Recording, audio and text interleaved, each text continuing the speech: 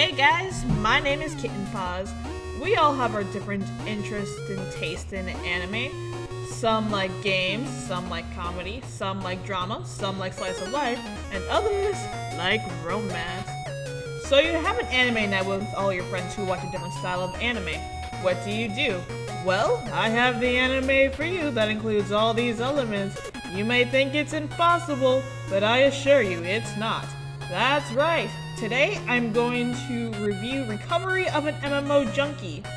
Though you probably already figured that on your own since it's in the title and clips from that anime have been playing this whole time. So this show starts off with a 30-year-old woman named Morika Morioko, who was once a successful businesswoman, quits her job to become a NEET so she can focus on games instead of the real world. For those of you who don't know, NEET stands for Not in Education, Employment, or Training. In other words, it describes a very lazy person with no life and doesn't contribute their intelligence or skills to society in any way, shape, or form. No, I am not describing myself. Morika goes online to look for MMO recommendation, then finds a game called Fruits the Mare and creates a male character named Hayashi. After accepting his first quest, Hayashi repeatedly died and got sent back to the starting place. Eventually, a girl named Lily asks Hayashi if he's okay and helps him with his starting quest, which leads her into becoming Hayashi's first friend. A few months later, Hayashi joins a guild run by a character named Kanbei and becomes friendly with other players. One day in the real world, Morika is seen on the street and gets knocked unconscious by a man named Sakurai Yuta. Yuta takes her to the hospital to make sure she's okay. About here is where things get weird. The next day, in-game, Hayashi is seen talking to Lily about the accident that happened. This is where the plot progresses, so I'm gonna stop because I don't want to give out any spoilers. Now let's talk about the characters. So I'm gonna start with the in-game characters. Hayashi is a knight and the newest member of the game.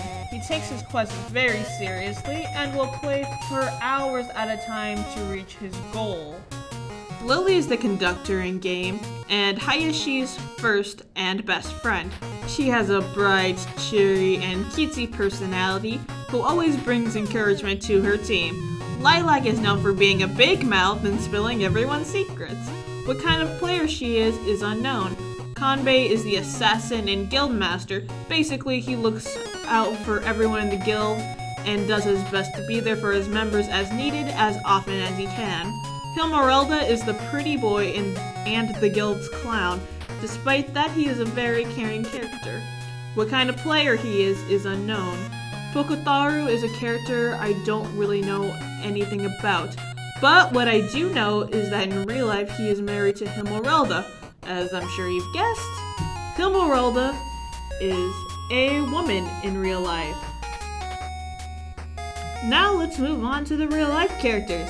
I'm gonna skip Morika Morioko because the show pretty much revolves around her.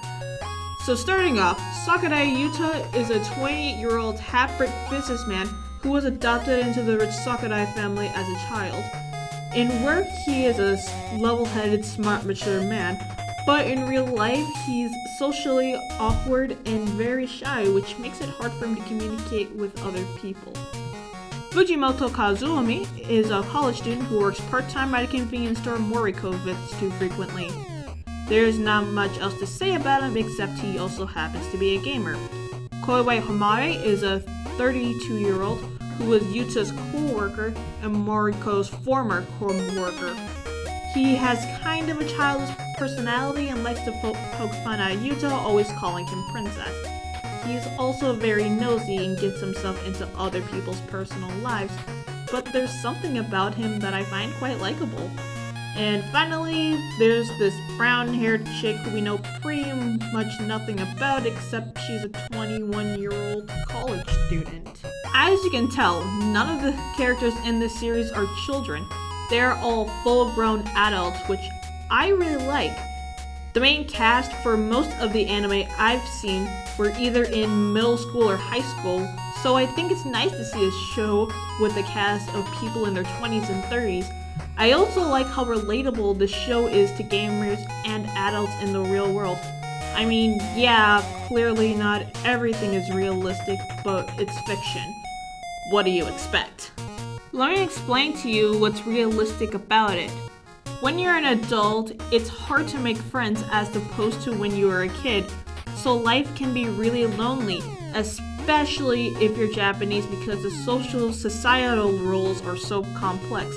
I can get more into depth about Japanese societal standards if you'd like in another video, but back to my main point. So these characters use this game to socialize with other people and escape the real world, but with how busy work and school can be, it's hard for them to find that free time. Overall, I think this show is adorable and really fun to watch. However, there are some things I kind of don't like about it. For one, I don't like that the other people didn't get very much attention, and it kind of feels like they were just background characters. When you watch this show, you can tell that they had a lot of personality to them, and I wish I knew more. But I guess it's kind of hard to squeeze in the details about those other characters since there are only 10 episodes and an OVA.